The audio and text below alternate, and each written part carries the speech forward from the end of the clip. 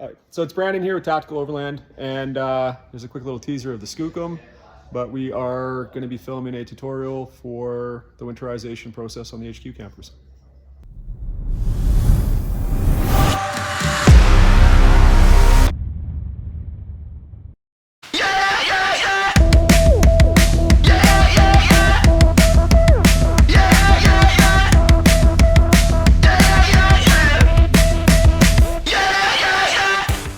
Brandon with Tactical Overland, and we're a small batch manufacturer in Central Alberta. We're in today on a Friday morning to kind of go over and create a small, quick tutorial on how to winterize our units. Our campers are designed to be used all year round, and we're getting to that part of the season where it's getting cold, and I'm getting asked for a quick walkthrough on how to prep us for the next season, and trying to make it as simple as possible. And personally, YouTube is what I go to, so I was like, well, we should make a YouTube video. So that's what we're here today to do. Okay, so we're gonna go over a couple of steps that we use to winterize the HQ camper. We're gonna need two tools. One is gonna be an air nozzle using our shop compressor to help load our air lines, and the second one is a 4mm Allen key. This is to access the hatch on the back of our water tank cradle to access the drain on our water tank. This doesn't take very long. It definitely makes it a little easier if you have two people, one person to help with the air, one person to help blow up the air line on the kitchen. We are going to want to raise the front of our unit up as high as possible. On this one, we've got a EXO jockey wheel. The other standard feature that's on the HQ is just a traditional RV stabilizer leg that lifts up.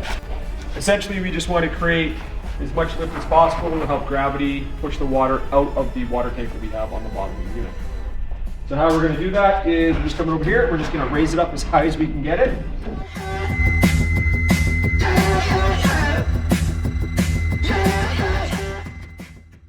Okay, we're at the top. Okay, on to the next step. I am going to cheat, and I'm going to use my drill with a 4mm Allen key bit, basically. So at the back here, we've got our hatch for a water tank cradle. We've got 6 bolts that we want to remove, put in a little tray so we don't lose them.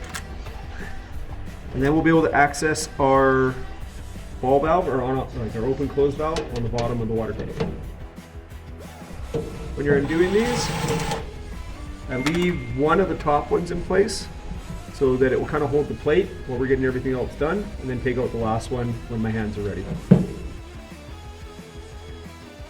Okay, so we're getting to our last one here. I'm just going to hold onto the plate. Put on our last screw. Remove our access hatch. So we're going to come up here and you're going to see a ball valve located in the lower right-hand corner of our water tank cradle access. So we're basically just going to open this up. Water's going to slowly start to drip out depending on how full your tank is. We've already tilted the trailer. So gravity's going to do the work down here, and we're going to head over to the shower box now, and I'm going to walk you through how to start blowing the air lines out. Actually, one more tip. I do leave this open all winter long. The water tank does have a breather line, so it's not a sealed space, but it doesn't hurt to leave it open. If for whatever reason there is some water left, so we're starting to see the tank just drain here. We don't send them from the factory, like from our warehouse, with a hole in the bottom, but I have had some clients drill small drain holes. In the end, the water's in here, but it doesn't really matter. It's going to slowly work its way out. So moving on to the next step, we're going to be opening up our shower box on the driver's side of the unit. So in here we've got our hot water and demand system. Then we've got our main water line that's coming to our shower head. So first thing we're going to do is we're going to remove the shower head and hose. I do bring these inside for the winter. These shower heads store a lot of water. We go over that in the tutorial when clients are picking up their units. A quick tip I have for just draining this out so you don't have this dripping slowly in your shower box. But I do take it in for the winter just in case there's any water in there left. So next we're going to be basically putting our air line with our air fitting onto this water line, and we want to push all the water basically out of our system and down into the tank, which has already got the valve open and it's continuing to drain with gravity. One of the two tools I mentioned, again, a little air nozzle, makes it a little easier if you've got a shower at home. We are going to have a part where it does make it easier if you have two people. That's to basically blow air here, and then we're going to work the valve on our sink, on our kitchen. The tip here is, as you're going to blow this air down basically inside, you want to just connect it down onto our fitting, and you want to put about 20 psi or so into the fitting here. We want to start blowing that water down. So a rag can also be used just to help kind of keep a better seal on that fitting. Again, it doesn't need to be airtight. We just want to slowly push some air through there and work our water down into the water tank.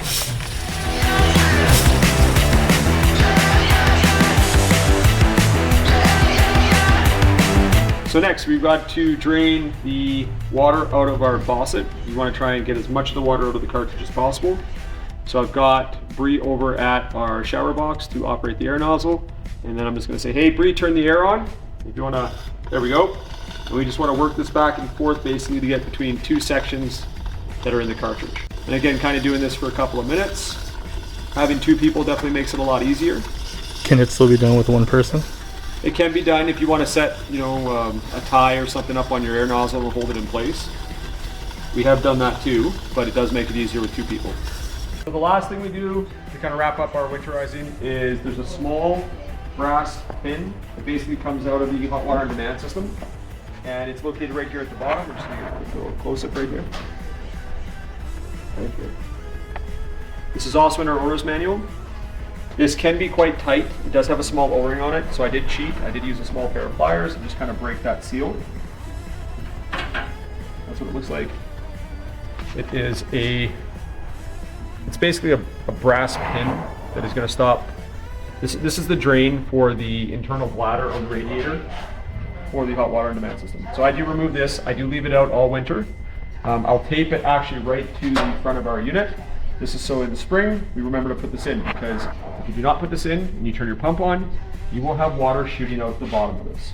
Remember to put this back in the spring, okay? So once I've removed that, essentially this is now able to drain if there's any last water that we weren't able to push through with our air. So last step is to take our rag and our air, and we're going to blow that little bit of water through. And as we're seeing, we're not getting any more moisture really coming out the bottom of this.